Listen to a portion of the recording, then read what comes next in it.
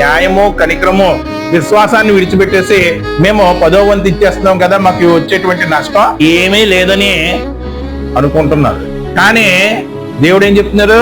దశంభాగం కన్నా ప్రాముఖ్యంగా చేయవలసింది ఏమిటంటే న్యాయం కలిగి ఉండటం, కనికరమును ప్రదర్శించడం, విశ్వాసమును కలిగి ఉండటం దశమ భాగము కంటే ప్రధానమైనది. ఆ ఇచ్చేటువంటి దశమ భాగాన్ని మీరు మానకుండా దానితో పాటు ఈ 3 అనుసరించండి అని చెప్పాడు. అంటే కూర అంతా వండేసామండి చక్కగా, దాంట్లో ఉప్పు వేయకుండా ఉంటే ఎలా ఉంటది? రుచి ఉంటుందా? నీవు ఎంత దశమ భాగం ఇచ్చినా సరే దేవుడికి ఏముండదు? రుచి ఉండదు. ఏముండదు? రుచి ఉండదు. వెయ్యవలసిన సరైనది వేయలేదు. ఏది రుచి కలిగిస్తుంది దేవునికి అంటే ఇదిగో న్యాయంగా ప్రవర్తించడం, కనికరం ప్రదర్శించడం, విశ్వాసాన్ని కలిగి